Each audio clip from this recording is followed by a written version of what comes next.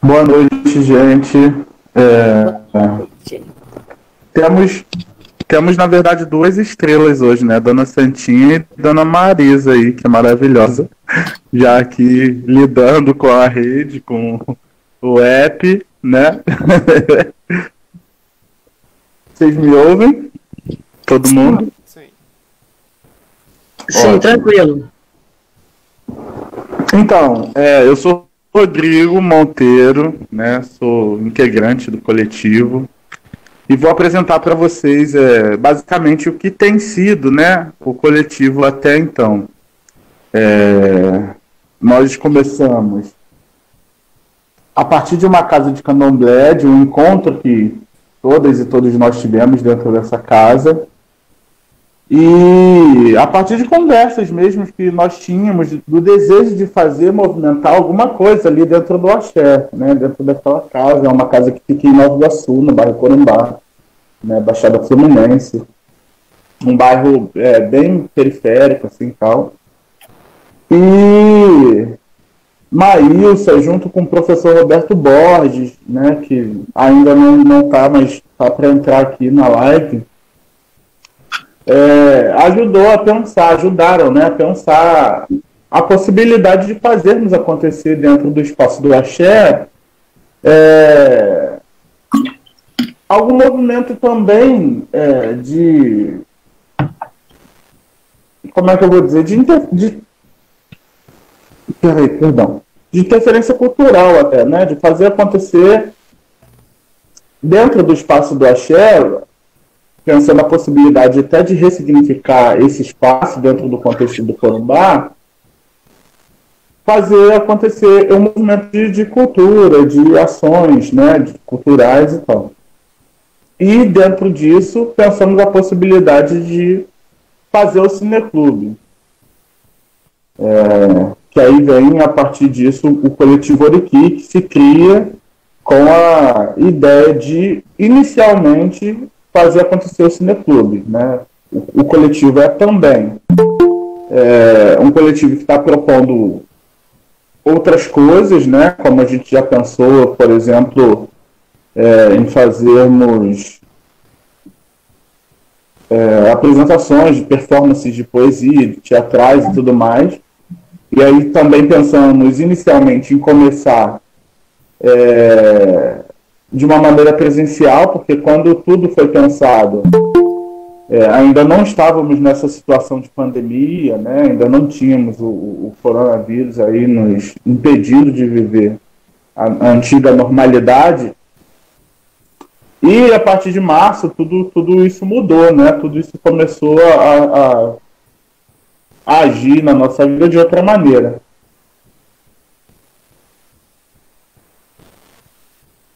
Peraí, travou.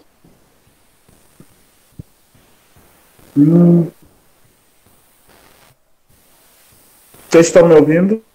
Deu uma travada, Rodrigo. Pois é, a internet. Travou, mas você Ok, está voltou. ouvindo normalmente. Perfeito. E aí, com essa situação de pandemia, nós conversamos e pensamos a possibilidade de fazer apresentações de maneira remota, que seria, de uma certa forma, uma maneira de materializar, né, o projeto, o coletivo, fazer tudo acontecer, e aí de as pessoas já minimamente ir nos conhecendo, né, para que quando finalmente nós conseguirmos vencer essa pandemia, nós consigamos voltar a fazer as apresentações, na verdade, iniciar as apresentações de maneira presencial, onde nós possamos nos ver, nos abraçar e fazer a coisa acontecer ali da maneira como ela foi inicialmente planejada. Então, no momento, integramos o coletivo a Maílson Passos, né, o Sandro Aragão, Rodolfo Amaral e a Ana Carolina Oliveira, né? E é isso, assim, eu agradeço muito a presença de todas e todos que estão aqui, né, em nome do coletivo. Agradeço a produção do filme Costureiras, que é um filme muito sensível, muito bonito, e que me tocou muito, de muitas maneiras, assim, diferentes. e trouxe emoções e sensações diferentes também para mim. E desejo que tenhamos um bom encontro, uma boa conversa, né? E tudo mais. E que possamos, quando tudo isso acabar, nos encontrarmos dentro do espaço do Axé e fazermos uma extensão desse encontro aqui, né? Talvez com uma reexibição do filme, né? São possibilidades aí que a gente está colocando aí para vivenciarmos também.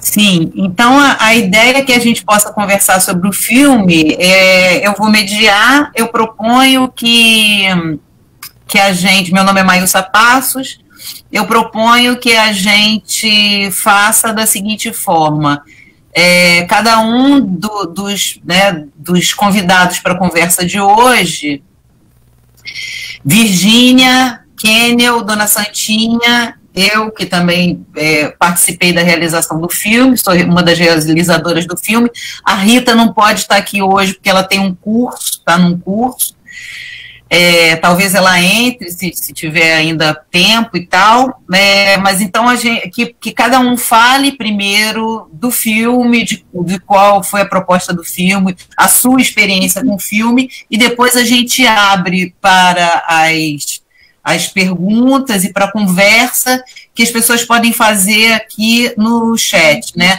A gente está compartilhando no Facebook e no YouTube, nesse momento, a nossa conversa, tá? Boa live para todas e todos. Muito, muito obrigada pela presença de todos aqui. Antecipadamente, eu já agradeço que vocês estejam aqui, tá? A gente pode começar, talvez, por Virgínia, depois Kênel, eu e Dona Santinha, tá? Uma fala rápida aí, se apresentando e falando da experiência com o filme.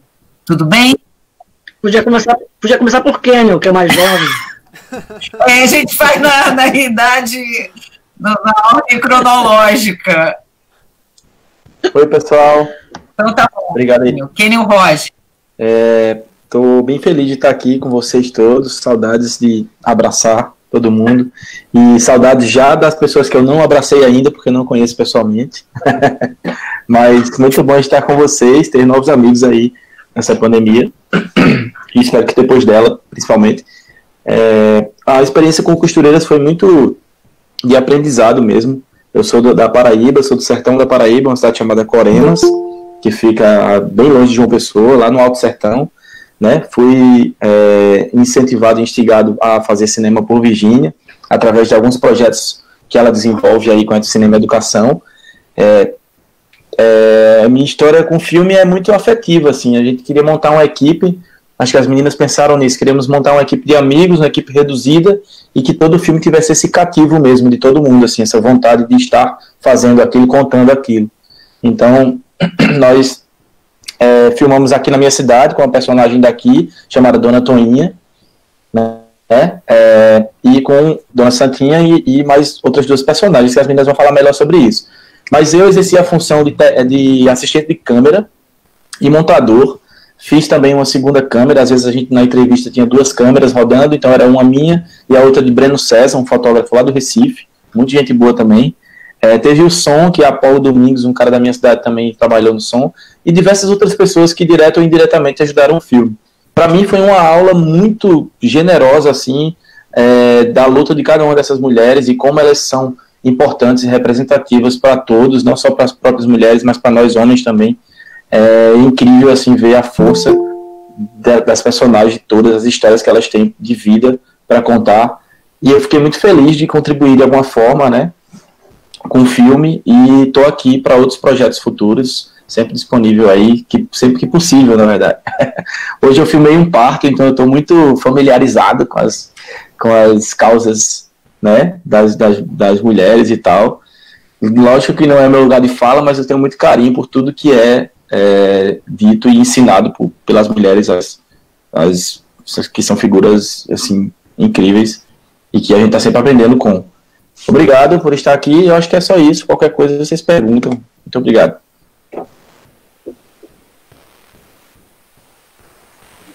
Maravilha, Kenyon. Como a mamãe chamava Kenyon, um menino de ouro. É um menino de ouro. Bacana, boa noite para todos e todas que estão aí nessa live, né? Essa, para mim, hoje já é a 4ª live que eu estou participando. Estou meio com os olhos ardendo, tanto olhar para a tela. Tem sido assim a semana toda, né? As semanas todas dessa pandemia, né? Nossos encontros e trabalho tem sido sempre de forma remota, né? Já há quase 6 meses. Uma experiência inesperada e muito estranha, né? Mas, enfim, sobre costureiras. Para mim é uma honra estar aqui dividindo com vocês esse tempo, né, esse espaço e tempo. Dona Santinha aí, né, tiro todos os chapéus para ela, né, faço o salam aleikum, né, peço bênção, axé, shalom, enfim. Estamos em família, né? Estou vendo aqui meu sobrinho, minha irmã, a tia Marisa, mãe de Maílson, a Dona Santinha, que é minha tia também, né? Delane, Dedé, Gláucia, a Ana Morave, a Adriana, que foi minha aluna no ano passado, esse ano nem lembro mais que ano que ela foi minha aluna. Foi esse ano ainda, eu não lembro. Eu estou com um espaço de tempo assim que Deus que me perdoe, eu nem sei mais de nada. Mas enfim, tá valendo, né? E se esqueci alguém, esses novos amigos também, como disse Kênia, né, que eu estou conhecendo agora, o pessoal do Uriqui, que eu só tinha visto no debate do filme de André da Costa Pinto, né, de Amanda e Monique, que acho que foi a sessão do Cine Clube Uriqui, que foi inaugural, né? Acho que foi, né? De vocês. Foi. Bacana isso, do terreiro estar se apropriando dessa ferramenta audiovisual e trazendo para dentro do terreiro, e agora para quem quiser ver na grande rede, né? Muito legal isso.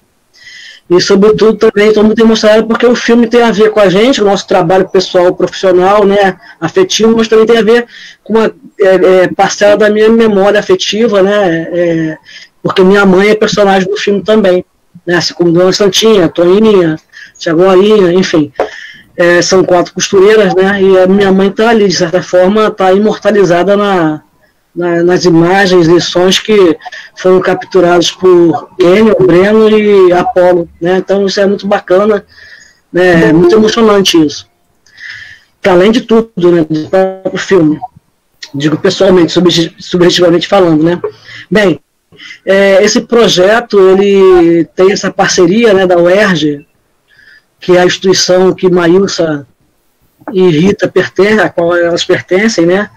E a UFPB, né, que é onde eu trabalho. Enfim, a gente já vem fazendo projetos há algum tempo, eu e Maílson, e Rita entrou nessa parceria também no projeto de costureiras, né? Seria muito legal que a Rita estivesse aqui, porque ela tem umas histórias que ela conta, né? Mas enfim, essa experiência também se desdobrou num artigo que nós 3 também escrevemos e foi publicado numa revista, a Revista Brasileira de Pesquisas Autobiográficas, né, que fala sobre o filme Costureiras, né? Então também suscitaram outras memórias, né, e outras reflexões a partir do próprio filme, né, em si. É um filme que rodou o Brasil todo, foi a alguns festivais, ganhou agora em dezembro o prêmio de melhor roteiro no Festival Aruanda, no 14º Festival Aruanda. Foi de norte a sul do país, né, e emocionando as plateias e gerando debates riquíssimos, né, emocionantes, porque todo mundo tem uma memória de uma costureira, vó, mãe, tia, enfim, da família para contar, e perceber o quanto isso hoje em dia é raro, né, é muito raro você ter um elemento na família que sustente a casa, os filhos, né, coloque-os na escola e faça se formar através da costura. Quase todo mundo hoje em dia tem a experiência de ir numa grande loja, uma magazine, e comprar uma roupa pronta, né, prova no provador e vai embora com a sua roupa, não tem esse contato com a costureira, não vai provar, não vai escolher o tecido, não vai ver como faz, fazer a bainha, enfim, não tem essa relação mais. Essa profissão meio que veio caindo digamos, de status, né? Nem sei como dizer isso, porque o que a gente vê lógico, as roupas também são costuradas, mas elas são costuradas hoje em dia de outra forma, né? Aos montes, né? Aos borbotões, e você não conhece a pessoa que costurou. É como a Rita pergunta, você sabe quem fez essa roupa que você está assistindo, que ela está vestindo agora? Né? Você fala, não, eu comprei numa loja ali na esquina, você não faz a menor ideia quem foi que costurou.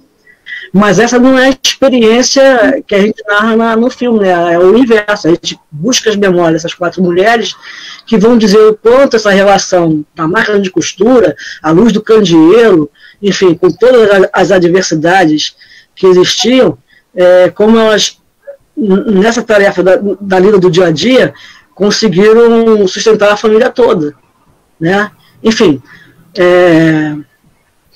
eu vou falar até aqui e vou passar agora para a Maílson, depois a gente bate a bola, senão eu vou ficar falando aqui até amanhã.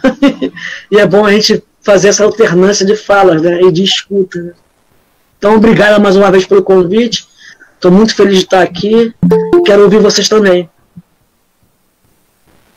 Obrigada, Virgínia. Eu vou falar um pouquinho, porque é isso, o importante, o mais interessante é a conversa. Então, eu vou fazer só fazer uma fala rápida sobre a minha experiência com o filme, e aí eu acho que depois nas conversas a gente vai poder aprofundar, né, melhor as nossas questões. Eu acho que o Costureiras, o grande ganho do filme, eu acho que é a questão da afetividade, né? É um filme que vocês assistiram, assim, e que sempre traz uma memória de uma mãe, de uma tia, de uma avó que esteve presente na nossa infância e sentada na máquina de costura, e a experiência da costura como uma experiência afetiva, né, e hiperestética. Assim. A gente se lembra do cheiro do óleo, a gente vê o filme e se lembra do cheiro do óleo de lubrificar a máquina, a gente se lembra da gente brincando naquela parte da máquina embaixo, né, como se fosse um volante. Isso tudo vem à nossa memória, né? As roupas que a tia, que a mãe da gente fez pra gente quando a gente era criança, e o que mobilizou a gente a fazer o filme foi essa memória, e aí eu acho que a gente conseguiu significativo sucesso com isso que a gente desejou fazer, né? É um filme que a gente quis tratar da questão do trabalho da mulher, né, desse trabalho doméstico, muitas vezes invisibilizado, mas que, como Virgínia falou, é aquele que, e como Dona Glorinha também fala no filme, Dona Santinha também fala, Toinha fala, é o que cria os filhos, é o que compra o material didático, é aquela que compra, é o trabalho que vai fazer o filho ter um sapato para ir para a escola, entendeu? Então, é um trabalho muito importante, embora muitas vezes invisibilizado, né?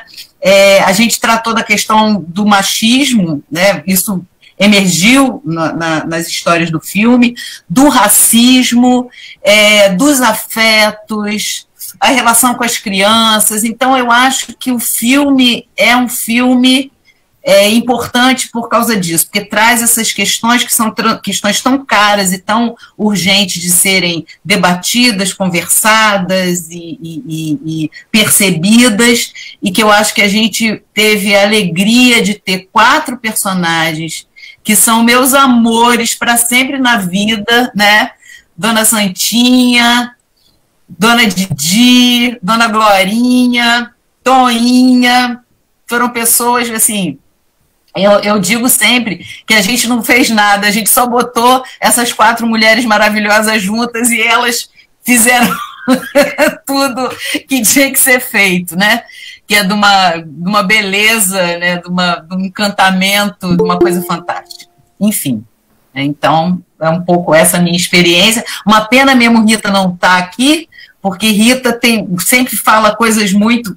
Ela apresentou o filme em vários lugares do Brasil, em várias universidades, e ela viveu experiências muito potentes, muito fortes com o filme também. Então ela poderia estar aqui também. Tomara que ela tenha um tempinho para entrar mais tarde. Né? Então a gente agora abre... Agora eu gostaria de ouvir Dona Santinha, né? que ficou por último, não à toa, porque para coroar essas nossas falas aqui, e depois a gente abre para as perguntas. Obrigada, tá? Eu nem sei como começar. Eu não esperava que o filme ficasse tão bonito e fiz aquela filmagem e não percebi que ia sair aquele trabalho. Então, eu agradeço muito a vocês a oportunidade de mostrar para tanta gente o trabalho de costureiras, o prazer de costurar, de ver a sua obra vestindo tanta gente. Você vai numa loja, compra um vestido, mas não tem aquela emoção de ser feito para você, provado no seu corpo. É uma experiência única. Hoje em dia ninguém julga mais de quem está atrás de tanta coisa bonita que não é feita com o mesmo esmero que a gente fazia numa festa particular, porque agora é tudo feito em massa.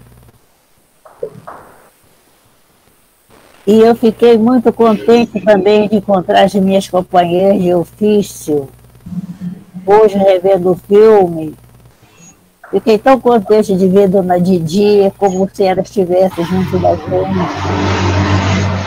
Então,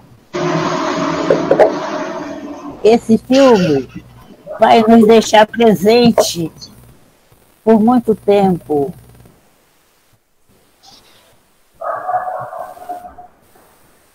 Além da nossa presença, a montagem do filme está toda muito bonita. Eu hoje revendo o filme, fiquei feliz de ver o trabalho de vocês.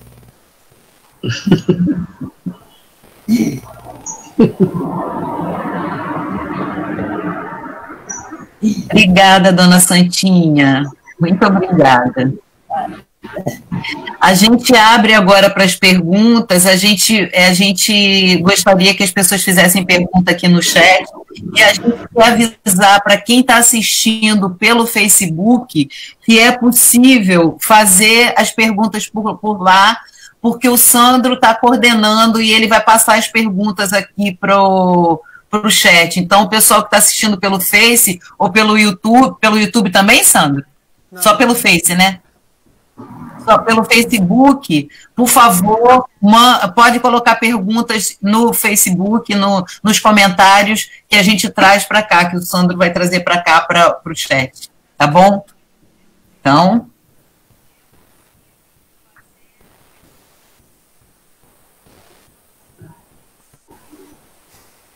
Dona Santinha, a Gláucia está falando que é sua fã, tá? Que precisa dizer para a senhora que é sua fã.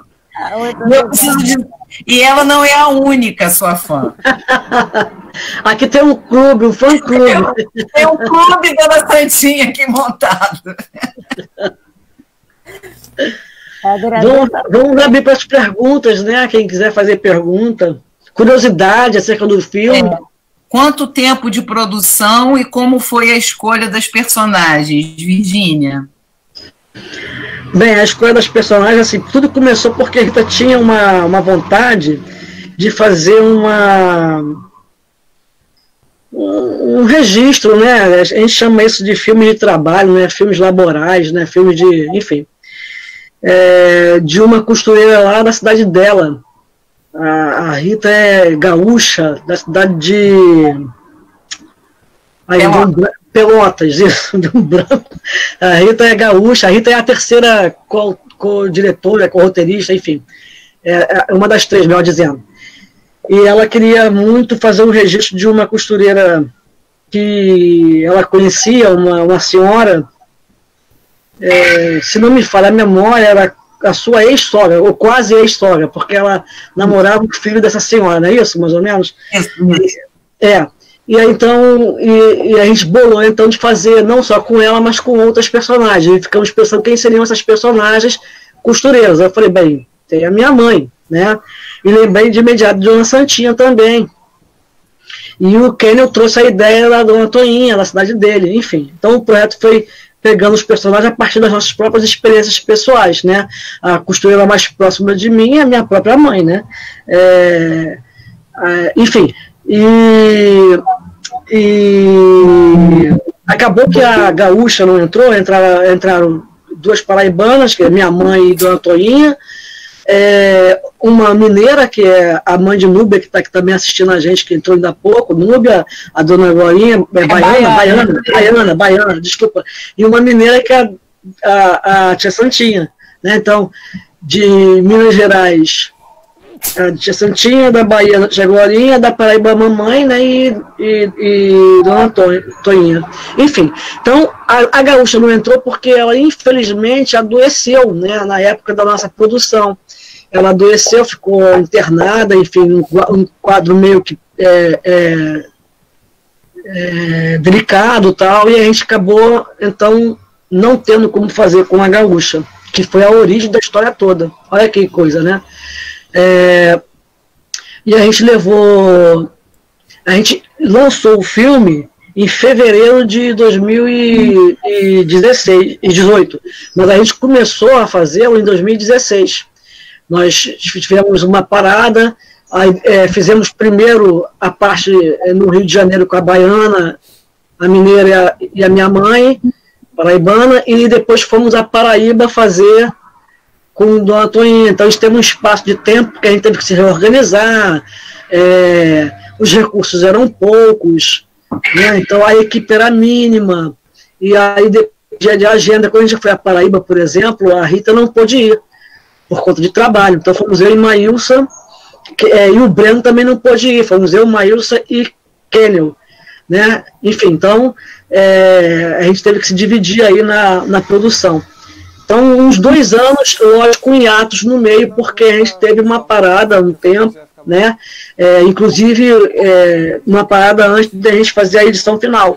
A gente editou esse filme no Rio, na Paraíba, em João Pessoa, e em São João do Cariri, também na Paraíba. Então, a gente editou esse filme em diversos lugares, e durante um bom tempo, até ter a versão final. Então, a gente levou aí, pensando em tudo, da pré-produção à pós-produção, uns 2 anos, tá, Ana? Foi Ana Morável, né? Foi. Beleza. Bem-vinda aí, Ana. Tô com saudade de tu também. Saudade grande. Tô adorando a conversa, o bate-papo, muito massa estar junto, assim, espiritualmente. Obrigada, Ana. A Adelaine está perguntando quanto tempo demorou para fazer o roteiro. Eu conto como foi o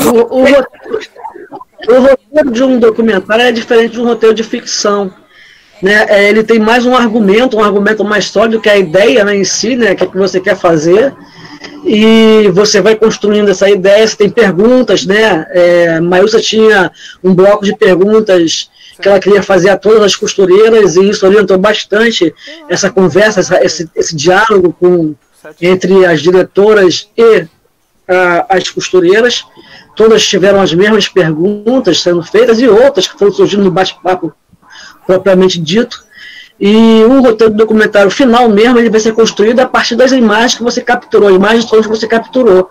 É ali, com esse aporte imenso de horas filmadas, né, e gravadas, o som, que você vai depois ouvir com calma, ver com calma, e aí construir realmente uma linha discursiva para o seu documentário. Agora, ele tem um eixo, ele tem um que a gente chama de escaleta, um esqueleto, né, que o sustenta, né? Você que sabe o que você quer com aquilo, né? Você não sabe o que vai acontecer no dia a dia das filmagens, mas você tem certeza do que você quer, né? Agora, você pode se surpreender na própria filmagem, coisas que te atraem, e você fala, isso pode entrar, porque isso vai compor muito bem a narrativa, Enfim, ele não é um argumento, um roteiro fechado como é o de ficção, que a pessoa vai falar aquilo que está escrito no roteiro realmente. Você não pode falar, olha, a dona Santinha, fale isso, isso. Não, ela vai falar o que ela tem de memória, o que ela tem de vivência, de experiência naquela profissão, naquele ofício de costureira, e você vai gravar aquilo, depois você vai ouvir aquelas horas todas gravadas, e você vai falar, ah, isso aqui tá legal, papai, enfim. Então,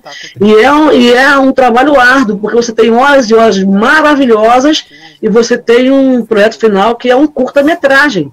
Então, você tem que aquelas horas se transformaram em 15 minutos. Então, o corte ele tem que existir.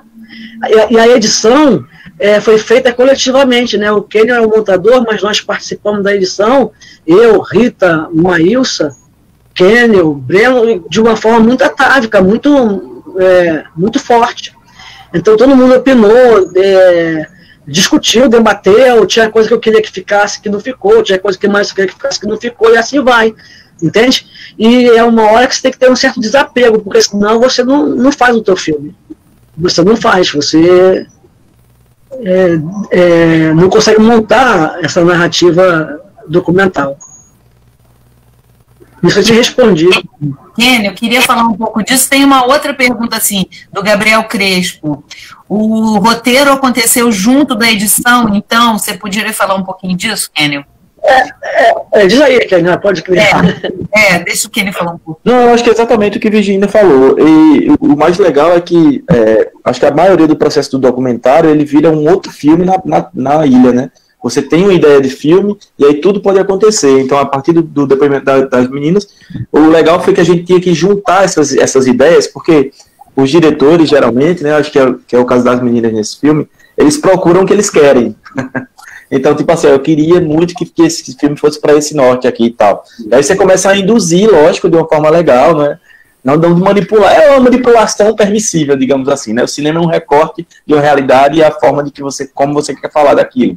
Então, de certa forma, as meninas tinham os tópicos e iam tentando aplicar os mesmos tópicos em cada uma das personagens. E o processo de montagem depois, às vezes tinha um assunto que casava com o outro, às vezes não. Então a gente descartou muitas coisas, porque, como a Virginia falou, os depoimentos eu acho que passavam de 40 minutos cada um. Então a gente fez um filme de 15, né? Como é que condensa isso tudo? Isso vira um outro filme. Nós tínhamos um filme de cada personagem dessa, se fôssemos fazer outros filmes, entendeu? Temos até uma série aí, enfim. Mas é isso, o processo é muito de ilha. Como é que você vai para a ilha com material imenso e consegue condensar tudo isso e ter uma lógica, né? Uma linha narrativa. E isso foi feito, eu acho que de uma forma muito legal, e a gente montou com muita harmonia, assim. Eu acho que é muito legal trabalhar com as meninas por isso, assim. A gente não se estressa ao ponto de ficar doido. Só a Virginia que fica com o Maílson de vez em quando, e de vez em quando fica comigo também, mas Virginia é o jeito dela, e aí tem as coisas também. Acho que a gente briga e depois se abraça. Então uma cerveja depois. A gente foi para um sítio, a gente ficou num sítio isolado de tudo para poder fazer o corte final, né? Assim, nós começamos a fazer um pouco na casa de Maílsa, em Copacabana, fizemos um pouco em João Pessoa na minha casa, e depois não, vamos para um sítio, vamos ficar isolado, né? Que a gente ou se abraça ou se mata, né? Não, a gente foi para o sítio, ficamos nesse sítio lá 3, 4 dias e saímos do sítio com o produto pronto, mas já tinha começado em outros espaços. E foi legal porque é um lugar que eu amo muito, São João do Cariri, aqui na Paraíba, é um lugar que eu adoro, uma casa muito maneira, enfim, com pessoas maravilhosas ao nosso redor também. Então isso é bacana. Eu queria falar um pouquinho sobre isso também, sobre essa coisa da montagem, porque é isso que a Virginia falou, a gente tinha alguma ideia do que a gente queria. A partir dessa ideia, a gente formulou algumas perguntas, né? E aí, na hora da montagem, a gente tentou estruturar um diálogo, montar um diálogo com essa ideia inicial que a gente tinha, né? A gente queria falar dessas questões que não era tão elaborado assim como a gente tem hoje, porque só depois do produto é que você sabe o que você fez. Quando você está no processo fazendo, você tem uma projeção, mas você não sabe exatamente como aquilo vai ficar. Então, a gente sabia que a gente queria falar dessa questão afetiva, porque eu também, é a coisa que eu falei antes, né? Eu fui criada com a minha avó costurando, minha mãe também costurando, que inclusive tem a homenagem a elas no final também, né, a Marisa e a Dona Magnólia, em memória. E aí eu queria que essa questão afetiva aparecesse, porque aí já é uma pergunta que fizeram ali também. Essa questão afetiva, ela estava lá desde a origem, quando a Rita se lembra da ex-sogra, que costurava e cantava, e quando Virgínia se lembra da infância também, o pai era alfaiate e a mãe costureira, e eu com a minha história também da minha avó e da minha mãe na máquina de costura. Então a gente queria que essa afetividade aparecesse, a gente queria discutir, trazer a questão do machismo e do trabalho feminino, né? A questão do racismo vai surgir também nas conversas, então a gente aproveita essa discussão do racismo e do machismo também na hora da montagem. Então, tem uma ideia inicial e as ideias vão surgindo e a gente vai tentando montar, colocando os pontos de vista, eu acho que isso dá para perceber bem no filme, os pontos de vista daquelas 4 mulheres sobre essas questões, né? Sobre criar o filho, o valor da educação e tudo mais. Isso a gente montou esse diálogo na hora da montagem. E já tinha uma ideia inicial, mas isso foi estruturado na hora que a gente foi montar. Então, tinha um pré-roteiro, tinha uma ideia lá, uma coisa que a gente queria fazer. Mas o roteiro vai aparecendo mesmo quando a gente senta para montar e que esses pontos de vista e essas experiências dessas 4 mulheres estão costuradas, né? Costuradas. Eu gostaria de fazer uma observação. Para quem, obviamente, viu o filme há pouco tempo, agora, hoje, sei lá o quê, deve se lembrar mais do que quem viu há mais tempo. Mas, enfim, nós fazemos, dentro do filme, grandes blocos narrativos que são intercalados por cortes com cenas de lojas de aviamentos, né, de linha, de material de costura, né, que também é esse universo da costureira, né? A gente está conversando com as costureiras, mas entre um bloco e o outro temático, digamos assim, ou subtemáticos, tem esses cortes. A tesoura que passa rasgando o pano, que é uma metáfora, né? É o corte do filme, é o corte do tecido. Enfim, há várias imagens ali que vão, além de trazer para o espectador um pouco desse dia a dia do cotidiano da costureira, que vai comprar uma linha, vai comprar um botão, vai comprar uma cianinha, enfim, um aviamento. Tem também a ideia do corte de costura e do corte do filme, que é essa parte. A Dani está perguntando aqui, uma pergunta de leiga, o que se faz com a parte que sobra do filme, que não foi do gravado, que não foi para o filme? Diferentemente do que se possa imaginar, Delane, isso vira um arquivo, né? Está dentro de um arquivo, um HD e tal, né? Que talvez no futuro alguém possa olhar, burilar, enfim, né? Mas fica guardado, é como um tecido, você corta o tecido e sobra um pedaço, você faz um short, um bolso, enfim, aquilo se aproveita de outra maneira, né? Enfim.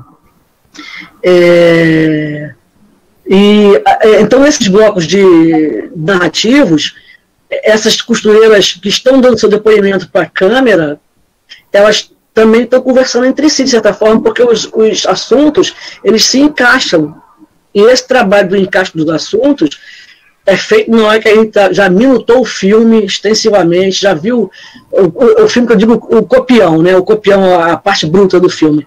Já minutou a parte bruta, já assistiu várias vezes aquilo, pensou sobre aquilo, pensou daquilo, o que a gente acha que é interessante para fazer essa costura de conversa, a montagem, né, essa colcha de retalhos de falas, que acaba virando um tecido único, que é o filme, e é a colcha de retalho, que são essas pessoas que estão ali contando suas experiências tão próprias e, ao mesmo tempo, como elas têm pontos em comum, como elas se cruzam, como elas, né, costuram os assuntos.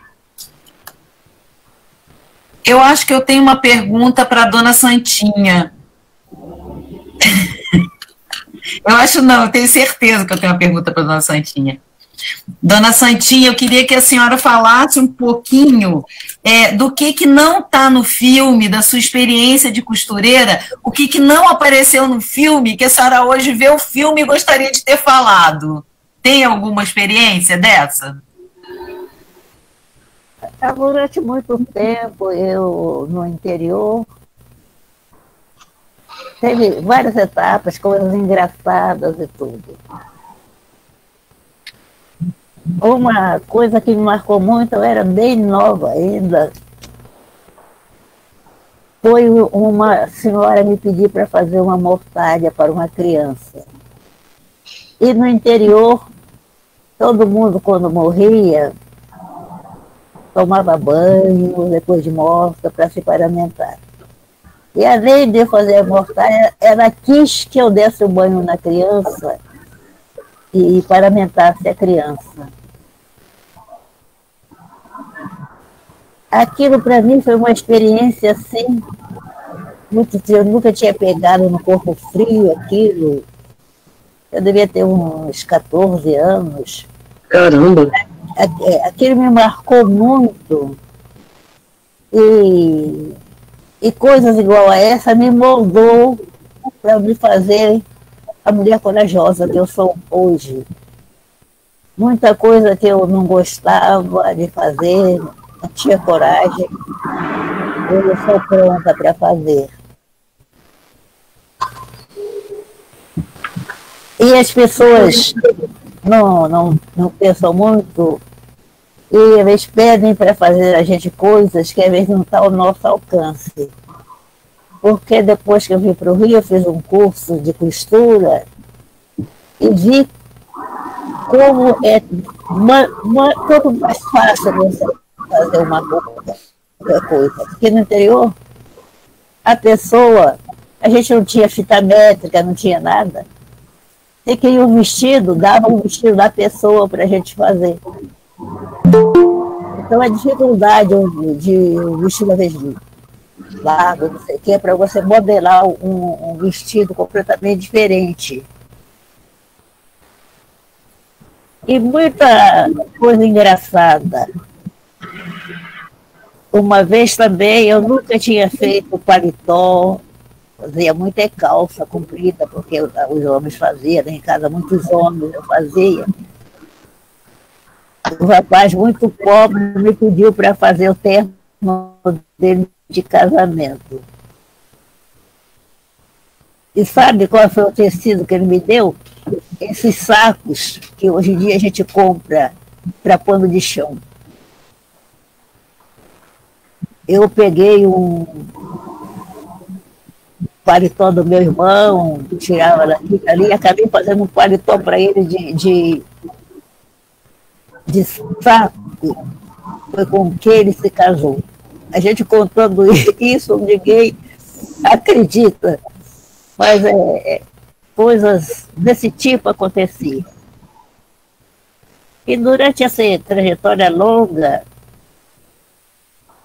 eu teria muita coisa para contar, mas hoje a minha memória já não me ajuda muito.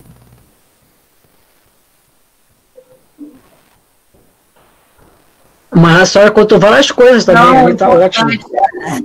Eu posso falar dessa coisa da mortalha, porque a mortalha aparece também no filme, né? E foi muito, e foi muito interessante. Como é que surgiu, como é que a mortalha vai na edição. A mortalha é uma coisa que a gente não tinha pensado lá atrás, né, Virgínia? Ninguém pensou nisso, né? Inclusive, a gente foi a Toinha, porque Toinha faz, o Kenny pode falar daqui a pouco disso, Toinha faz um desfile de 7 de setembro no sertão da Paraíba, em que ela faz roupas, assim, maravilhosas, elaboradíssimas e tal. E quando a gente vai para o sertão da Paraíba conversar com Toinha, nós vamos mobilizados, aí tem a ver com a questão do roteiro também, nós vamos mobilizados pela produção da Toinha nessa coisa do 7 de setembro, que o Kenel falou maravilhas, a gente tem que ver isso. Quando chega lá, a Toinha fala disso, mas também fala da relação dela com a costura para criar os filhos, né? Que são, agora eu não me lembro, são 7, são 7, né? E aí a gente acha aquilo muito interessante.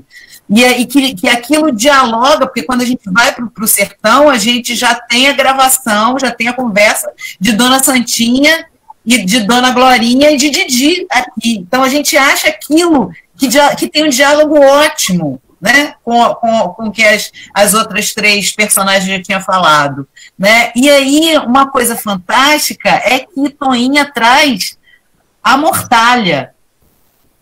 E aí eu falei com Virgínia assim, com Rita e com Kenny, com Breno, falei assim, gente, as novas gerações não sabem o que é uma mortalha. Isso não tem isso no vocabulário, esse conceito, essa ideia. Então, isso tem que entrar, porque é uma forma de você preservar uma memória, né, trazer uma memória que não existe mais. Aí elas gostaram da ideia também, Kenny também gostou da ideia, todo mundo gostou da ideia, aí a mortalha entrou na história por conta disso também. Agora a Dona Santinha fala outra história de mortalha que nem tinha entrado também no filme, né? E é isso, as coisas vão surgindo. É um filme que provoca muitas memórias, né? Agora eu que estou mediando aqui, tem outra pergunta aqui. A pergunta é de João Paulo Paio, do João Paulo. Qual foi a maior dificuldade que encontraram durante todo esse processo de quase 2 anos para eu filmar e finalizar o filme? Virgínia, quer responder? Enel. Virgínia. Alô? Deixa eu querer responder. Kenel. Eu acho que essa dificuldade do filme é com vocês aí da direção, porque vocês é que propuseram a universidade. É logística também, né? Agenda. Como cada um era de um lugar, né? Brenda do Recife, as meninas do Rio, Virgínia morando aqui na Paraíba e eu no interior. Então a gente tinha que organizar essas agendas para. É o que eu falei, assim, foi muito divertido, inclusive, fazer isso, porque a gente acabou fazendo o filme em pedaços, assim, e a gente se encontrava mais vezes, se via mais vezes, e acho que o momento mais legal foi ficar na fazenda mesmo, fazendo a montagem do filme. Eu tô com umas fotos aqui do dia 7 de setembro, eu queria espelhar para vocês aqui, só para vocês terem uma ideia. Igual que Toinha faz, massa. Faz aqui no... Deixa eu ver se... peraí, viu? Vou espelhar aqui para vocês. Não sei se vai todo mundo ver, que eu não sei como é que funciona aí. Porque esse Google mostra para vocês e não mostra para mim. Dá para ver alguma coisa aí? Dá para ver o teu painel com várias fotos lá. Dá para aumentar. Aqui, ó. Tá melhor? Tá melhor. Olha isso. Isso é o que Toinha faz, olha que maravilha. E ela diz que ela adora fazer isso, que ela, de todas as roupas... Ela disse que gosta de roupa de festa, né? Roupa de festa. Olha isso.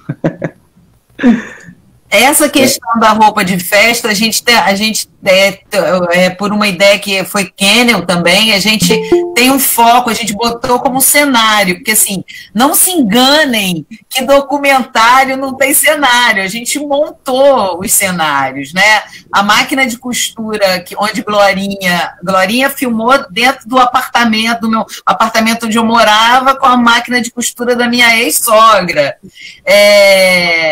Aí a gente pensou junto, Kenel trouxe essa ideia das festas, e a gente pensou que o cenário de Toinha seria, que é o que está atrás dela, os vestidos de festa do 7 de setembro, quer dizer, 7 de setembro entra mesmo não tendo entrado, entendeu? Estou tentando abrir aqui, que eu acabei de esconder da filha dela, aí eu não sei o conteúdo que tem aqui. São roupas muito luxuosas que ela faz. São roupas muito referentes, muito parecidas com as escolas de samba aí do Rio, né, de São Paulo também. São roupas muito glamurosas, cheias de pedras e cheias de coisas. Olha, essa dessa menina aqui, por exemplo, vocês estão vendo. Essa eu acho que é a neta dela, inclusive. Então ela faz com penas e com pedrarias, enfim, uma série de coisas aí. E ela adora fazer isso, ela adora, é o momento, e ela diz que ela recebe muita demanda nessa época, com meses de antecedência, já esperando o 7 de setembro, né? Então ela fica assoberbada de trabalho. Isso.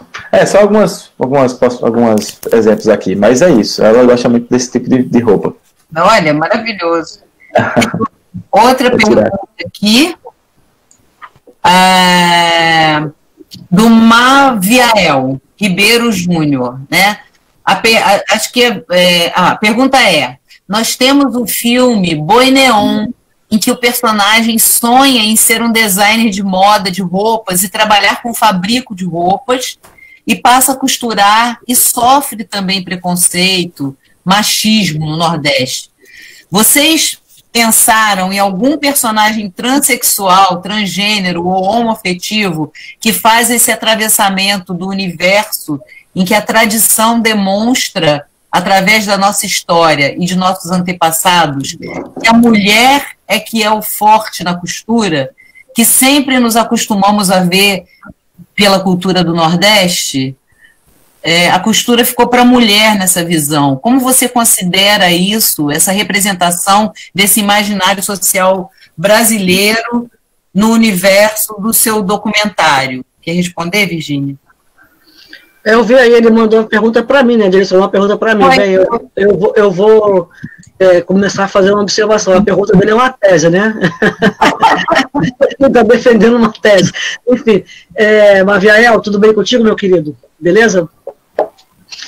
Obrigado pela pergunta. Enfim, não me passou pela minha cabeça essa questão, nem pela cabeça das meninas que fizeram o filme comigo.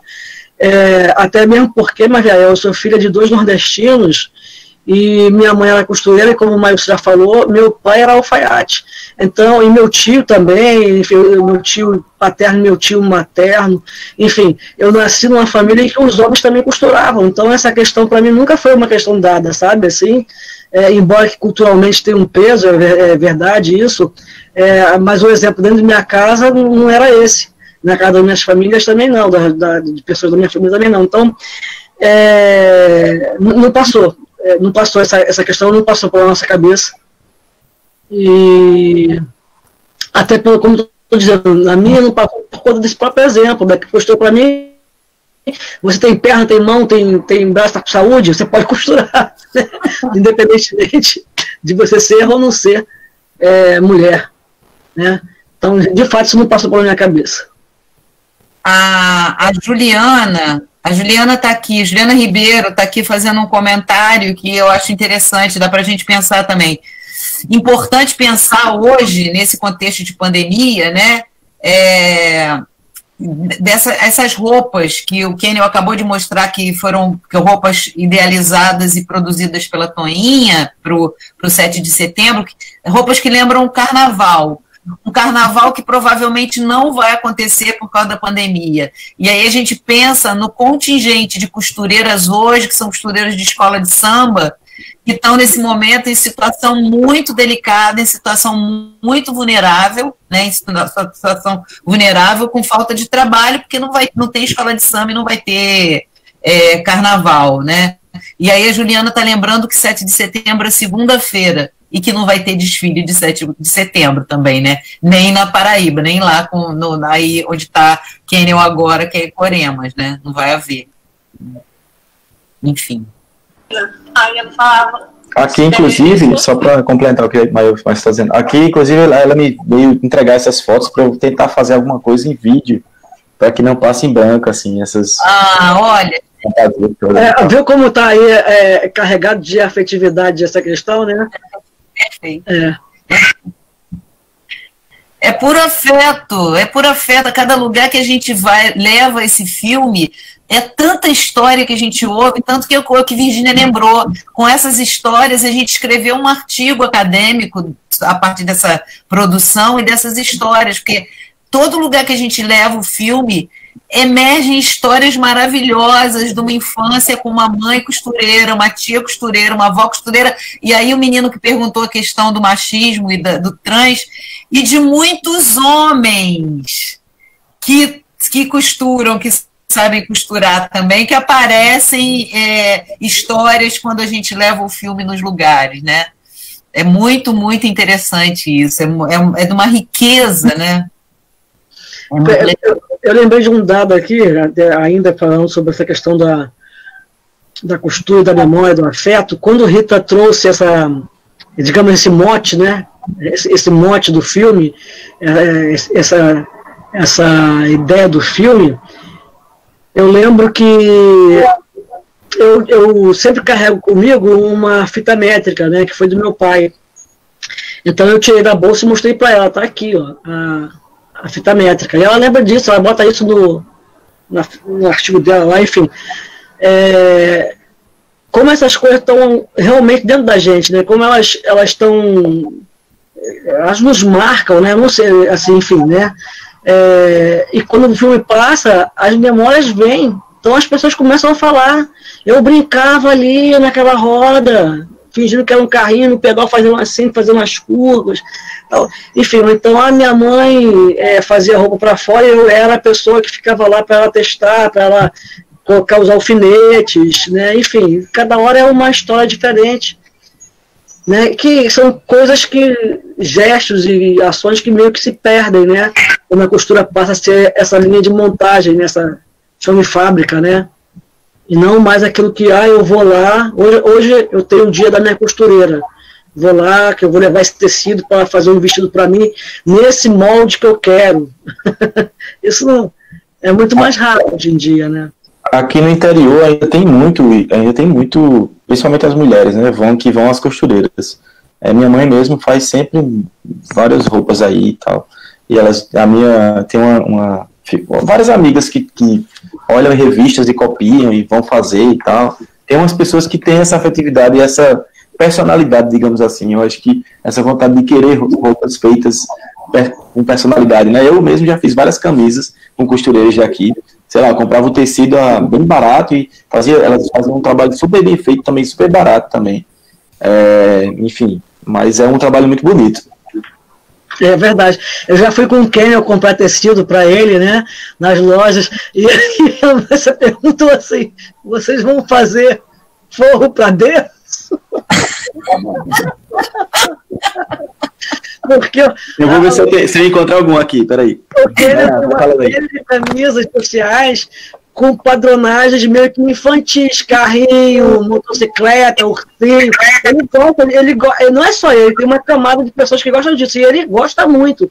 Então ele estava, acho que em Campina Grande, não sei muito bem onde, e a gente foi comprar tecido para ele e para o Breno. Aí quando chegamos lá, a mulher falou assim, mas vocês vão fazer forro para berço? É lençol de criança? Não, é camiseta, é camisa social para eles. Aí ela ficou olhando assim, não acreditando, né? É o gosto pessoal. Eles não iam encontrar isso numa loja, né?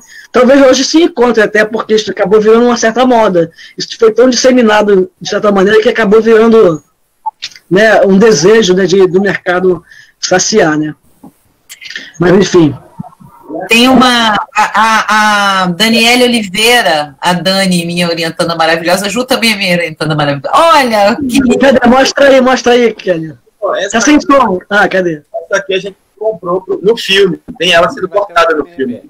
Isso!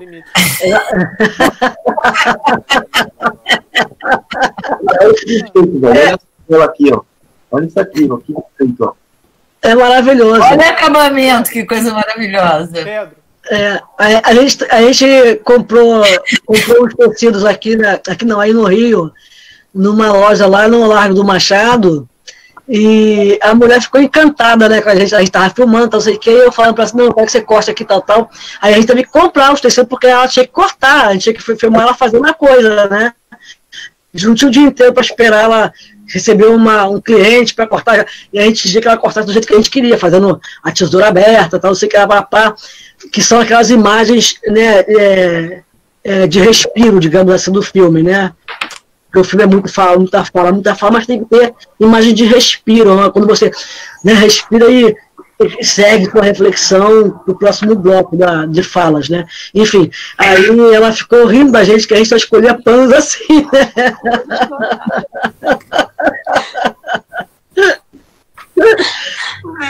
São as histórias dos bastidores do filme, né? A Daniele Oliveira tá falando que o documentário Estou Me Guardando para Quando o Carnaval Chegar, que tem na Netflix, desconstrói essa ideia de que costura é coisa de mulher, né? Esse filme é maravilhoso, o documentário, eu recomendo a quem não viu ainda que veja, que é um filme maravilhoso, né? Dá para fazer várias reflexões a partir desse filme, muito bom. É muito bom mesmo, muito interessante. E é isso, quando a gente gosta do filme, aparecem histórias de homens também que aprenderam a costurar, que costuravam, que começaram a costurar ajudando as mães na costura. Isso aparece direto, quer dizer, no cotidiano, a costura não é só feminina, tem homem também que costura, né? A Daniele fez a lembrança aí, a Daniele participou com a gente de uma outra produção, que foi Diabolim, e Daniele fez toda a minutagem, né, Daniele? Cadê ela aí? Daniele. Bacana, Daniele. Bacana mesmo. Coitada de Daniele. Coitada, meu Deus, eu tenho pena, porque é o pior trabalho que pode existir, alguém fazer a minutagem de depoimentos imensos, incríveis, e Maílson e Virgínia com o metodismo delas, assim, botar assim, a BNT vai ver isso aqui, vai dar na sua cara. Meu Deus do céu, pior trabalho. Eu prefiro fazer 10 filmes do que fazer uma minutagem. Estão preocupados de correr com esses Parabéns, Dani, obrigado. Obrigada, Dani. Perguntas? Entendi. O problema é que eu não sei O Maviael está falando que ele também é de uma família de mulheres costureiras, né? Maviael, Tem uma pergunta. Tem pergunta? Tem uma pergunta para vocês duas. Quais são os próximos projetos, apesar dessa perspectiva de a gente estar aqui nessa porra dessa pandemia, nessa censura aí, tudo que eu tenho vontade de falar sobre esse Covid, já deu, não tem mais graça, tá bom. O que é que vocês pretendem depois? Quais são os assuntos que tem, que envolvem a UERJ e o pensar de vocês para próximos filmes e de que forma eu posso trabalhar nesses filmes? Essa resposta o Kenny já tem, porque ele já está trabalhando no nosso próximo projeto que está aí em andamento, né? Em paralisia, na verdade. Está paralisando um pouco agora com essa pandemia aí, mas tá no enfim. limbo. A gente fez uma pequena equipe, né? O João Paulo que está aqui também na live. Cadê João Paulo? Fala alguma coisa aí, João Paulo. O João Paulo só escreve. João Paulo, eu, Maílson, Kenny, uma equipe muito diminuta, e fomos a Remígio, aqui no Brejo Paraibano, e documentamos então a marcha das mulheres agricultoras, né, da ecoagricultura, agroecologia. Agroecologia. É uma coisa, eu acho, né? Mas por aí vai, agroecologia. É muita live, é muita live. É muita live, eu tô cansadíssimo, a gente tá sendo. Ecoagrologia ficou muito bom. O eco respondendo o eco. Enfim. E estamos montando esse documentário da Marcha das Mulheres. E nós filmamos, na verdade, na marcha do ano passado. E estamos montando ainda esse filme. Esse é o que está mais assim premente, né? Somos eu, João Paulo, Kenny e Maílson. Maílson aí. Eu tenho um comentário a fazer sobre essa montagem. Gente, se vocês têm noção de que a montagem é um processo super complicado, já presencialmente, por via online, velho, é muito ruim. Muito ruim com esse negócio de travar, e a galera você não sabe como é que o outro tá reagindo na cara, sabe assim, vocês que dão aula, que tem a ver com essas lives aí, deve ser muito ruim. Eu experimentei dar uma oficina de linguagem sem ver as pessoas, é horrível, cara, você não tem o sentimento assim, sabe, enfim. Mas aí o nosso desafio maior agora, eu acho que está sendo isso. Eu preferiria ir a algum lugar, ou Maílson vir para João Pessoa, para Coremas, até mesmo ficar aqui em casa, do que ficar horas e horas no computador mostrando uma tela que para um funciona, para outro não. Enfim, mas estamos aí para pensar isso futuramente. É bem dificultoso, é bem difícil mesmo. Mas esse é o projeto, a gente tem esse material, na verdade eu tenho 2 filmes para montar. Eu tenho um filme que a gente foi para Remígio, na Paraíba, que a Virginia acabou de falar, para documentar isso que é um movimento maravilhoso, que eu acho que, assim, é claro, a gente faz filme porque a gente acha que todo mundo tem que conhecer aquilo que a gente acha que todo mundo tem que conhecer. Então, essas mulheres do Brejo Paraibano, né? Que é o lugar de Margarida Maria de Jesus também. Margarida Maria Alves. Margarida Maria Alves, eu já estou falando da Carolina. Ela que foi uma pequena agricultora militante, né, que foi assassinada. E essas mulheres têm uma história, uma trajetória de luta, elas fazem uma coisa fantástica, que é no Dia Internacional da Mulher, elas fazem uma marcha por uma cidade que é Remígio, que é uma cidade assim pequenininha, com 3 ruas, e elas botam mais de 5.000 mulheres numa marcha. Eu estou toda arrepiada. Essas mulheres vêm de diversas cidades. De diversas cidades do entorno e tal, uma organização, uma coisa absurda a nível de... E elas fazem homenagens, né? Homenagem a outras mulheres também, guerreiras, que já nos deixaram, né? Como a Marielle, como a Margarida Maria Alves, que era de Alagoa Grande. Enfim, então elas fazem homenagem a essas líderes femininas, e elas são impactantes porque elas cuidam de um sindicato, elas cuidam de uma produção agrícola, elas cuidam dos filhos da família. Elas têm uma farmácia de remédio popular, de remédio natural, enfim, é incrível a força dessas mulheres, e elas se articulam de forma ordenada. Em todas as cidades ali, e nesse dia 8 de março, que é o Dia das Mulheres, elas... É incrível, mas só vocês vendo para milhares de mulheres numa cidadezinha pequenininha, mulheres que chegam de ônibus, de motocicleta, com família, sem família. É um nível de organização popular que ensina muito para a gente e que alimenta a gente. Olha, dona Santinha, que eu acho que é o que a dona Santinha faz também na militância dela, alimentam a gente de esperança. Tudo que a gente precisa nesse momento, que é um momento de tanta desesperança. Então, essas mulheres referência, né, são, né, como dona Santinha, como essas mulheres que se organizam no interior da Paraíba, elas fazem a gente esperançar de novo, como diria Paulo Freire, entendeu? Então, isso é de uma potência, de uma beleza, de uma grandiosidade, tanto que eu espero que a gente consiga montar remotamente, viu? Merece, né? O problema é a agenda, né? A gente já começou a editar remotamente, mas a gente deu uma parada, né, por diversos fatores, né? Mas, Maílson, você tem um segundo projeto aí também, que eu também atravessei nesse segundo projeto também, João Paulo também se atravessou um pouco nesse segundo projeto, né?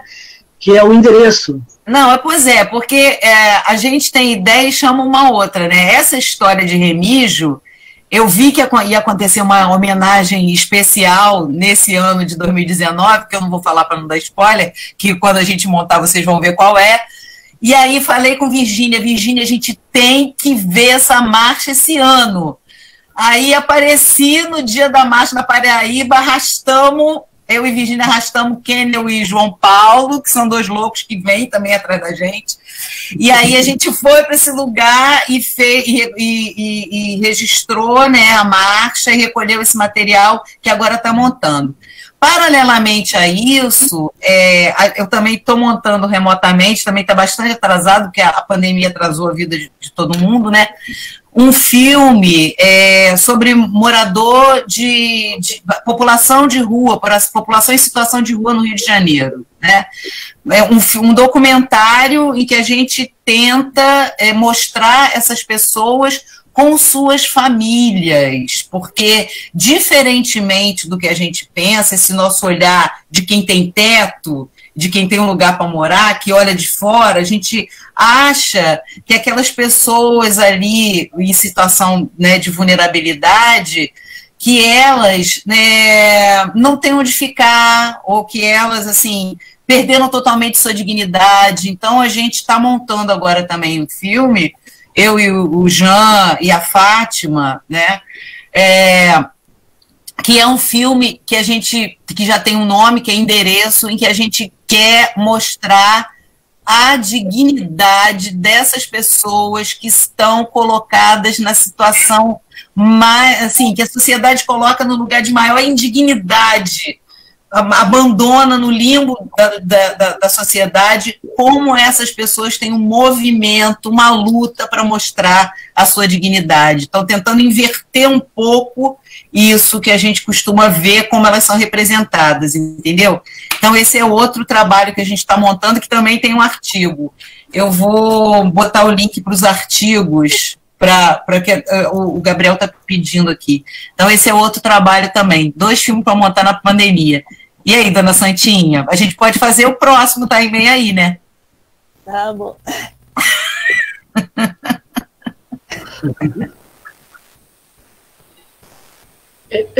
O Gabriel perguntou que aquela minutagem. Gabriel, a minutagem é o seguinte: você tem todo um material gravado. Você gravou um monte de coisa. Aí você tem que pegar esse material, assisti-lo e ouvi-lo, e você tem que dizer, no minuto tal, tem tal centro, digamos assim, né? O carro passa da direita para a esquerda, sei lá, som de buzina, até o minuto tal, ou segundo. Então você tem que fazer isso em todo o material, o que você vê e o que você ouve. Isso vai numa planilha com toda essa descrição do minuto, de cada minuto do filme. Do filme não, do material gravado, que ainda não é filme. Beleza? Dizendo, até o minuto tal, ou segundo. Então você tem que fazer todo o material, o que você vê. O que é? Não estou entendendo nada. Não sei. É que deu eco. Desculpa que deu um pane aqui. Trabalho muito grande mesmo.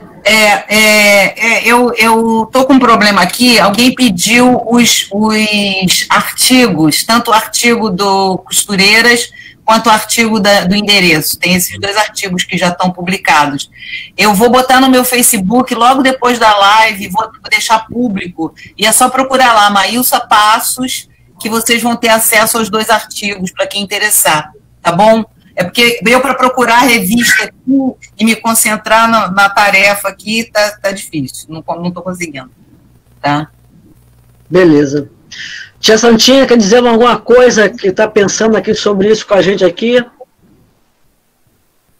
Eu estou aqui feliz de estar ouvindo a voz de vocês, e junto de vocês, aprendendo. A senhora sabe que para a gente a senhora é um exemplo, né? É um exemplo. É incrível, assim, toda vez que eu vou ao Rio, que tem alguma manifestação. É maravilha. Mas toda vez que eu vou a algum ato, né, algum ato público, praça pública, eu encontro a Dona Santinha lá firme e forte, né? Teve, acho que, uma das últimas vezes eu estava com ela lá no Largo da Carioca, encontrei-me com ela lá, aí daqui a pouco eu olho assim, onde é que está a Dona Santinha? Está no palco, cantando com Chico Buarque, no palco lá da Carioca. Eu falei, essa Dona Santinha não é mole, rapaz. Muito participativa, tá em todas. Às vezes a gente pensa, pô, eu tô com preguiça de ir naquele ato. Aí eu lembro da Dona Santinha, eu me levanto e vou, pensei, que preguiça que nada, vamos lá, vamos pro ato. A Dona Santinha é um exemplo. É um exemplo. Não sei ficar indiferente àquilo que me ataca. Agora mesmo eu fiquei indignada com a Folha de São Paulo, quando botou o nome da Dilma com o Bolsonaro. Me deu vontade de sair protestando por aí. Achei aquilo. Como é que pode fazer isso com uma pessoa, meu Deus do céu? Absurdo, né? Mas não sei se a senhora viu que depois 2 outros articulistas, 2 outros escritores da Folha de São Paulo responderam à própria Folha, né? Criticaram a própria Folha. Pois é, eu assino a Folha, quer dizer que eu acompanho essa coisa toda. Então, aí 2 outros se até hoje né? Protesto com aquilo, errou feio. Eu imagino como ficou a Dilma, ferida com aquilo. Ela respondeu também, ela também respondeu, e teve o direito de resposta dela, ela respondeu. Ela, na verdade, ela escreveu uma carta à Folha, né? Uma carta à Folha, ela respondeu. Mas é realmente. E não é um erro, não, isso é intencional, isso eles fazem com intenção. Erro de propósito, é de propósito, para bagunçar o coreto, para confundir as pessoas, Santinha. Dona Santinha, se não for pedir muito a senhora, eu queria que a senhora falasse um pouco dessa história de militância, do que motiva a senhora, da sua trajetória de luta. Eu sei que a senhora já trabalhou com Abdias do Nascimento, a senhora fez um curso de Direito já adulta, a senhora fala um pouco disso no filme. Eu queria que a senhora falasse um pouquinho dessa sua trajetória aí, de militância, de trabalho, de luta. A vida me leva, assim, a militar. E politicamente eu fui levada pelo meu irmão, que era comunista, e eu criada na religião católica ferrenha, no interior, então tinha pavor daquilo, né? Quando eu fui com ele, eu percebi a intenção dele, aquela coisa toda. Quando ele morreu, eu disse, vou seguir a sua luta. Aí entrei no partido político. Mas fora disso, eu sempre militei como partido.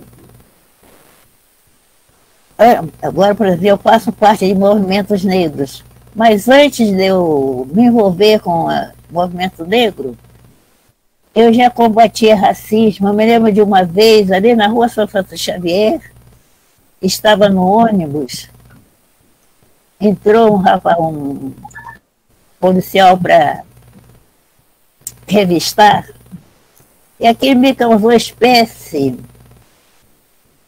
Eu fiquei logo, aí ele entrou, começou a revistar, eu fiquei logo em pé, quase já para o fim do ônibus, fiquei reparando. Ele só revistava negros. Eu olhava aquele ar de constrangimento dos pobres rapazes, aqui, a palpa daqui, a palpa dali, e passava. Mulher negra, não. Os homens ele vinham revistando. E engraçado que ele era melamina pura e não percebia o que ele estava fazendo.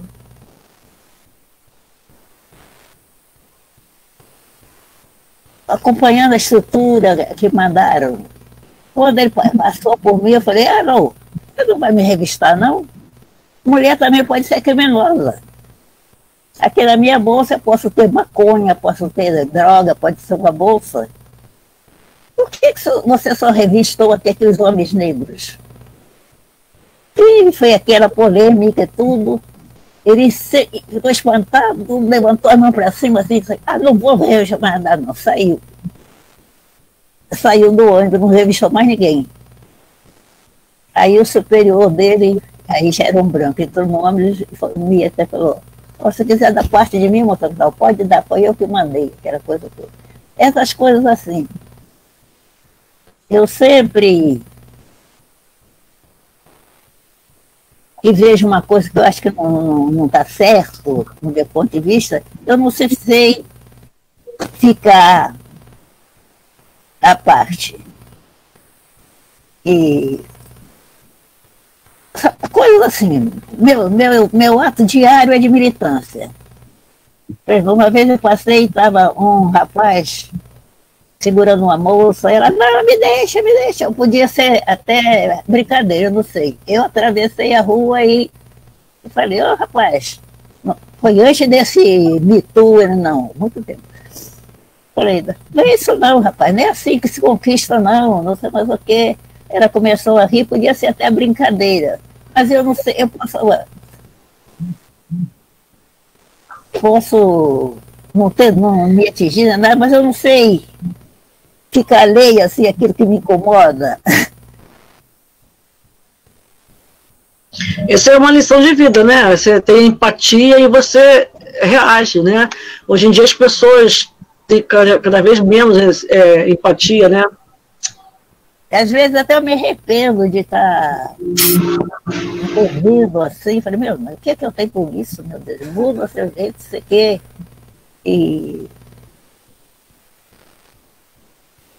Mas não tem jeito, não. Ainda bem, Tia Santinha, porque nós estamos agora vivendo aí mais de 120 mil mortes e as pessoas reagem como se não estivesse acontecendo.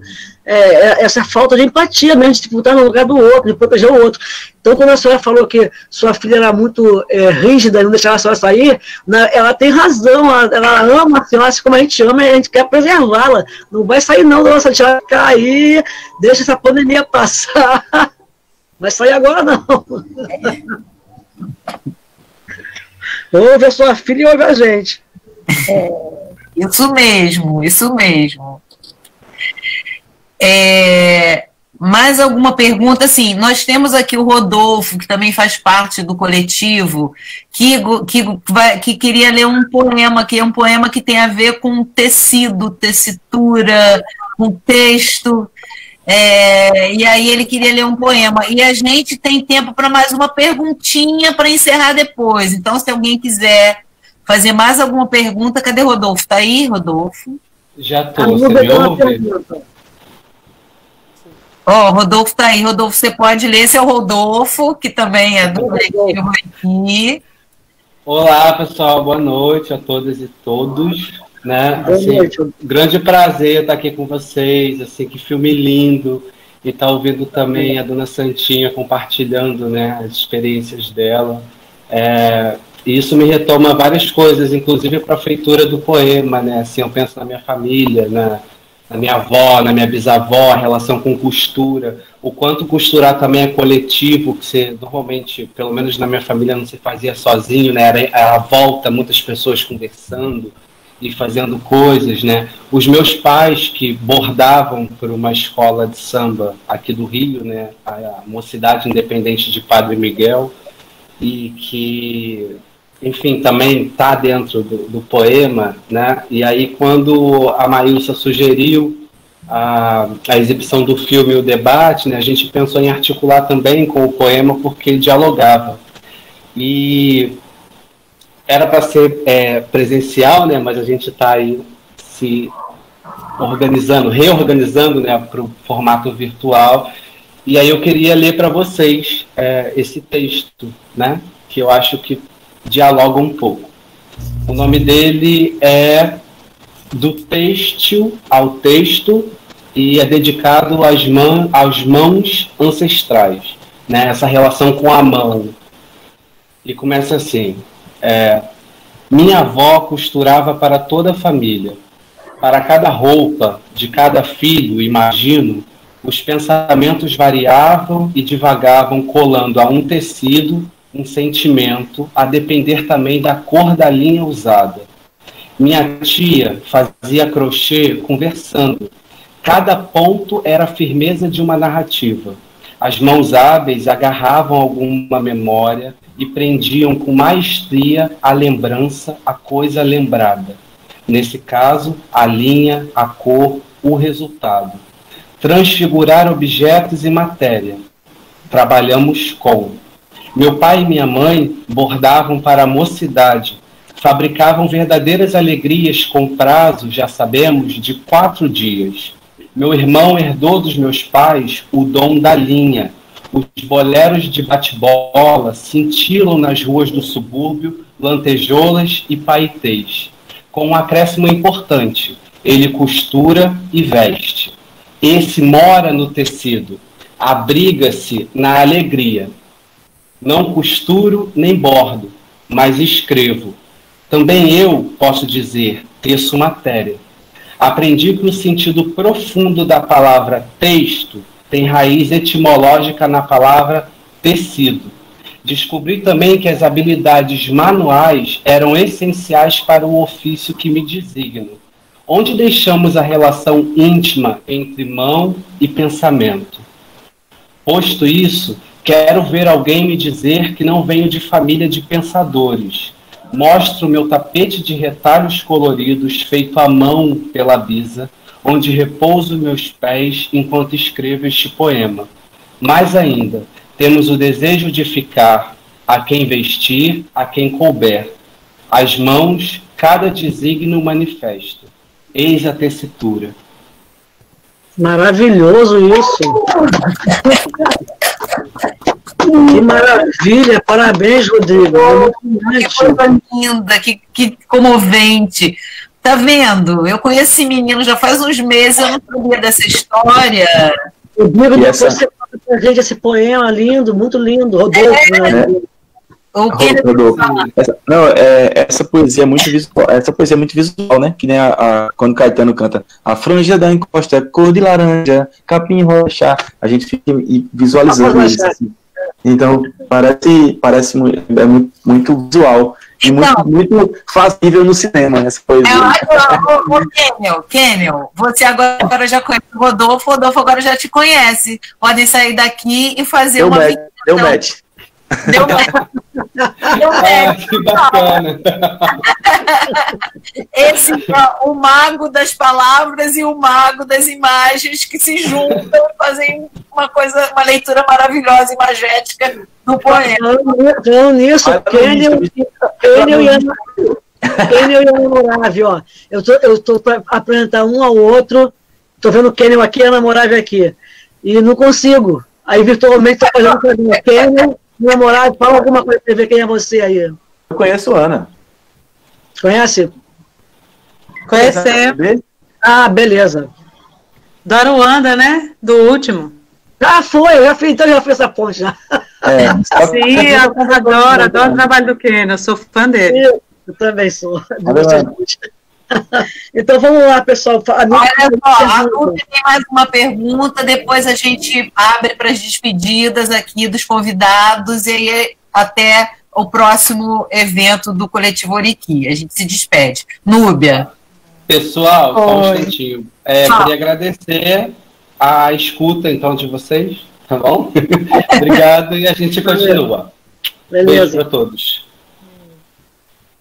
Oi, boa noite a todos. Bom, fazer uma pergunta depois desse poema é até difícil, né? Mas a minha pergunta tem a ver com afeto, assim. Eu, primeiro, da alegria de estar aqui, de ver essas pessoas tão queridas, né? Dona Santinha, Virgínia, Kenel, saudade de você, Railsa, enfim, né? Tanta gente que eu estou também conhecendo. Enfim, a minha pergunta é muito relacionada a uma coisa que me emociona muito do filme. Eu já vi esse filme 500 mil vezes. Eu sempre choro nesse filme. Não tem jeito, assim, mas choro de um sentimento bom, assim, né? E quando o filme começa, aquela música de abertura, assim, né? Eu queria saber o processo de você. Eu não sei se essa pergunta já veio aqui, né? Porque eu entrei uns 20 minutos atrasado. Assim. E eu queria dizer esse processo, né? De colocar uma música num documentário. Eu acho que a gente fala primeiro dessa questão, né? Mas vocês, né, devem saber muito bem essa questão. Primeiro, direitos autorais. Segundo, quando a gente pensa uma música que casa, e assim, eu já vi tanto esse filme que quando começa o filme, essa música, né, é como se eu já ouvisse já todas as falas, eu sei todas as falas do filme, às vezes eu fico repetindo, assim, vai falando e eu vou repetindo, então eu queria que vocês falassem um pouco desse processo, assim, né, e que esse filme também me lembra também todo um afeto que foi construído durante a filmagem, né, durante todas essas filmagens que foram feitas, e tanta gente que eu conheci. Nossa, dona Didi querida, tantas coisas lindas ela me disse naquele dia e que faz esse filme sempre muito, muito, muito especial mesmo na minha vida. E eu vou agradecer a vocês, assim, até o último dia da vida por proporcionar esse filme pra gente. Obrigada. Núbia é filha de Dona Glorinha, tá? Por isso que ela já viu também 500 mil vezes. Vou ver sempre. Dona Santinha. É para eu responder sobre a música, é isso? Pode responder. Pode. Então, a gente estava procurando, a gente experimentou outras músicas, né, na montagem, né, tentou e tal. Aquela música parece que foi feita para o filme. É engraçado que eu tenho ela como arquivo, e aí eu às vezes estou procurando uma música para colocar nos vídeos que eu faço por aqui, de outros assuntos, e tal, quando toca ela, eu digo, não, essa música jamais poderá ser usada em lugar nenhum mais na vida. Essa música é do filme. E é engraçado porque não é uma música exclusiva para o filme, não foi comprado direito e tal. É uma música que tem na galeria do YouTube de músicas gratuitas para você usar. E aí parece realmente é tão bonito, tão bem feito que parece que foi feita pro filme. Deu tão certo que casou bem, assim. Mas assim, para vocês terem uma ideia, até uma dica aqui, quem trabalha com montagem, com vídeo, no YouTube, quando você faz uma conta, tem uma coisa chamada Estúdio de Criação. E lá tem várias trilhas que você pode usar para seus vídeos. E são todas gratuitas. Então é uma forma de você editar e colocar músicas nos seus filmes sem pagar ou sem, enfim, ter mais prejuízo ou do vídeo ser banido por direitos autorais, né? Aí foi isso que a gente usou, pensando nisso também. Mas tem duas músicas o filme, né? O filme tem duas músicas. Tem essa que foi o Kenel que trouxe junto de algumas outras, escolheu junto, também porque achou a cara do filme e tal. E tem a música do encerramento, é uma música do Zeca Teixeira, que era meu doutorando na época do filme, que é músico, professor de música e músico, e foi uma música que naquele tempo a gente tinha financiamento, né? Então a gente pôde gravar no estúdio, fazer direitinho, com a percussão do Di Lutgardes. Então o Zeca fazendo o violão e um cavaquinho. Então a gente tem uma música que foi essa música que a gente achou que era a cara do filme e que o Kenel encontrou, e tem essa outra música que encerra, que é a música do Zé Carlos Teixeira, né? Eu penso a música, eles sabem disso. Eu fico o tempo todo encafifada pensando na música, porque como eu tenho muita relação com a música tem que ter música, porque tem gente que acha que documentário não tem que ter música. Para mim, qualquer coisa na vida tem que ter música, né? Tudo tem que ter música. Então eu já fico pensando na música, e aí a gente teve muita conversa em torno de qual seria a música, na discussão de qual música abriria, qual música encerraria, porque uma abre, outra encerra. A gente levou horas nessa conversa, assim, valorizando muito essa questão da música do filme, né? É o chorinho das costureiras. O chorinho das costureiras. É um chorinho, né? Eu não... Afinal é o final, a música final. Eu coloquei aí no chat o link do texto, tá? Do artigo de Costureiras. A minha fez a gentileza de colocar o link do artigo do Costureiras, e a Daniela ia colocar o link do artigo do endereço também, que eu pedi para ela botar. Coisa linda. Mas uma coisa sobre a música, eu vou aproveitar para me despedir, porque eu preciso ir para editar uns vídeos aqui. Não, olha só, eu acho que a gente podia agora se despedir, porque tá na hora mesmo da gente ir embora. Fazer uma fala de despedida e todo mundo ia para suas casas. Essa coisa do chorinho. Eu nunca passei tanto tempo na minha própria casa, cara. Viu, gente? Essa coisa do chorinho foi interessante, porque a gente experimentou outras músicas pro final do filme. E a gente queria uma coisa up, uma coisa pra cima, uma coisa que o filme acabasse de uma fluidez legal, assim. As pessoas acabassem sorrindo, né, na tela. Então, o chorinho foi essencial no final também. E eu quero muito agradecer, e valeu por tudo, e estou por aqui, se precisarem. Para mim acho fácil, estou aí nos contatos com as meninas. Estamos precisando, estamos precisando. Eu estou precisando de você, muito. Um beijo, gente. Valeu mesmo. Obrigada, meu querido. Muito obrigada, Kenel. Saudades, querer esse coração aí. Bota esse coração aí pra gente ver de novo, esse coração. Bota o coração pra gente ver. Valeu, meu querido. Virgem, você. Eu só tenho a agradecer aí nesse momento de comunhão, né, digamos assim, né. Volto a repetir, para mim, como a Núbia também falou, o filme é muito emocionante, né. Tá lá minha mãezinha amada, ao lado de Dona Santinha, de Tia Glorinha, Dona Toninha, enfim. E tá aqui debatendo esse filme depois de 2 anos dele já lançado, para mim é uma alegria, né? Uma alegria imensa. E rever vocês também, né? Que legal. Rever Dona Santinha. encarcerada. Dona Santinha, você vai passar, Dona Santinha, nós vamos para a rua, mas calma, vai chegar a hora. Calma, que a hora vai chegar, não é agora não, né? Ainda não. Então, uma boa noite para vocês, um bom descanso, né? E obrigado pelo convite aí, o pessoal do Oriqui, né? E espero revê-los pessoalmente. Sim. Obrigada, Virgínia, nossa comadre, super valeu, muito lindo. Massa mesmo. Dona Santinha, suas palavras de despedida. Despedida até a gente se dar um abraço e ter vacina, a gente ir para a rua. Foi um prazer muito grande rever vocês, agradecer por esse momento que me proporcionou. Espero encontrá-las para dar um abraço. Oh, coisa boa! Vou agradecer a Cecília que está aí do seu lado aí, né? Cecília, que ficou aí né? Na produção aí, na casa contigo aí. Maravilha, obrigada, Cecília, também. Muito obrigada, Cecília. Estou vendo um monte de gente que não estava vendo ainda. A Giovana também está aqui, né, Giovana? Tudo bem, Giovana? Giovana, lá de São João São João Del Rey. São João Del Rey. Isso. Gente, um prazer enorme ver vocês e muito, muito bom ouvir Dona Santinha, né? Porque eu a conheço do filme, mas é tão bom vê-la novamente. E um prazer conhecer a voz da Maílza e de todos vocês, assim, porque a gente lê, né, vê o filme, mas quando a gente vê e ouve a voz é outra coisa. É outra coisa. Então, obrigada, adorei mesmo. Então, obrigada, Giovana. Então, assim, em nome do Coletivo Oriqui, eu quero agradecer demais a presença de cada um, de quem está aqui na plataforma, de quem está assistindo no YouTube, de quem está assistindo no Facebook. Essa conversa vai ficar gravada, né? Para depois, se vocês quiserem compartilhar.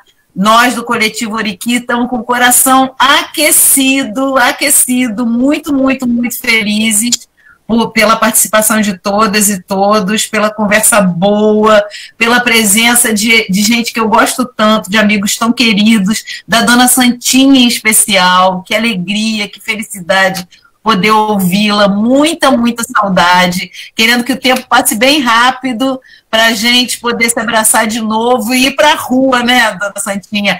Que luta que não falta para a gente aí, né? Não é isso? Né? Não falta. Luta que não falta. E muito obrigada por alimentar nossas esperanças, que é o que a gente está precisando nesse momento, tá? A senhora é uma referência, tá? E agradeço o carinho de todos pelo nosso filme. A gente ama esse trabalho, é o que Virgínia já falou aí, são pessoas amadas que estão lá, nossas referências de vida. Tem Dona Didi lá, que é nossa querida para sempre, cada vez que a gente vê, ela está com a gente de novo, né? Então é uma memória boa, uma memória muito linda que esse filme traz pra gente. Agradeço, um cheiro para quem é do Nordeste, muitos cheiros para quem é do Nordeste, cheiros remotos. Beijo em vocês todos. Beijo, tia Marisa, beijo, tia Marisa. Beijo, mãe. Primeira vez que minha mãe está numa live, que eu estou participando, minha mãe numa live. Então, em nome do Coletivo Oriqui, eu deixo aqui todo o meu carinho, todo o meu agradecimento para vocês, tá? Muito boa noite. Beijo, Gláucia. Beijo, Gabriel. Beijo, Ana. Beijo, gente. Muito obrigado. Foi lindo. Lindo, lindo. Foi lindo. Tchau, tchau.